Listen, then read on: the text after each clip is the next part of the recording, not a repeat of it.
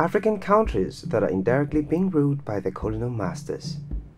Although it is the 21st century and the world develops each day, it is a pity to see signs of colonialism today. This video is about those African countries that are still indirectly being ruled by their colonial masters. It is common knowledge that the Berlin Conference, which defined the borders of Tanzania, Nigeria, Sudan, Mozambique, Congo, Ghana, Nigeria, the Central African Republic and Angola, was held in 1884 to 1885, and the conference's primary goal was to solve African problems, which ended with the colonization of African countries by Europe. After the meeting, European countries arbitrarily divided Africa among themselves and began to rule their new colonies. Africa was a source of slavery for them, and even after colonization, they became interested in it both as a source of raw materials and as a market. They seized the resources, labor, and markets of the regions they exploited, and at the same time put pressure on the social, cultural, and religious values of the people under the colonies. Hello explorers, and welcome to the channel. If you're new here, make sure to subscribe and turn on notifications so you don't miss out on any of our new uploads. Countries under colonial rule and a few exceptions. There are two African countries that were never colonized, Liberia and Ethiopia. Yes, these African countries were never colonized at all, but we live in 2021 and colonialism is still indirectly going on in some African countries. Let's have a look at a few examples.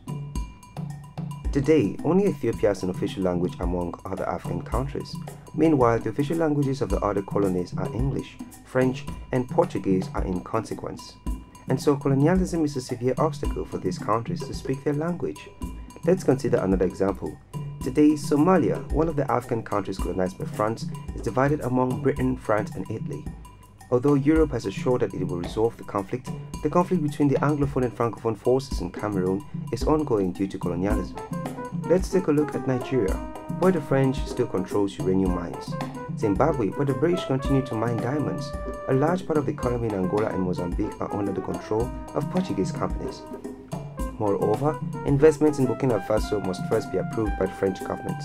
The government of Burkina Faso has no right to interfere. France continues to impose taxes on 21 African countries today.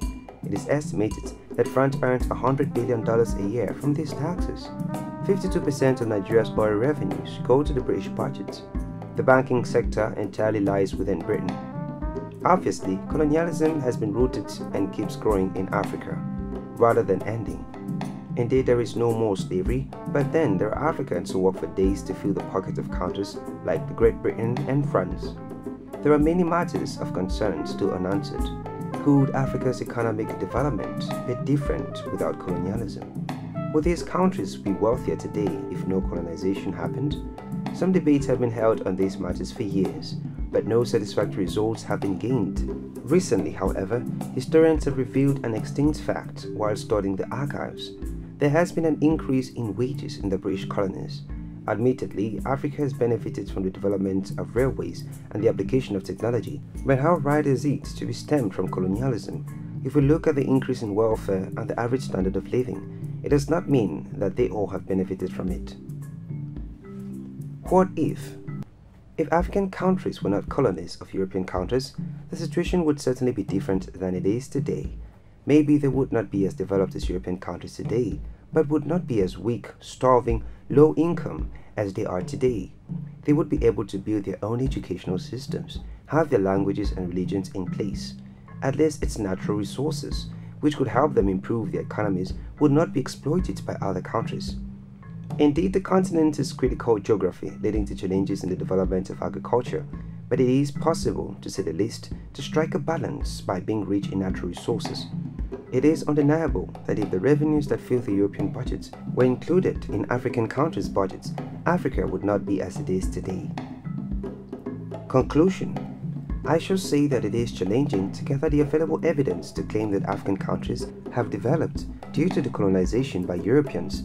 On the contrary, if we examine thoroughly, we still see the colonial conditions have always been the biggest obstacle to the development of African countries. Thanks for watching this video, and if you found it interesting, give it a thumbs up and don't forget to subscribe to our channel and turn on notifications so you don't miss out on any of our new uploads.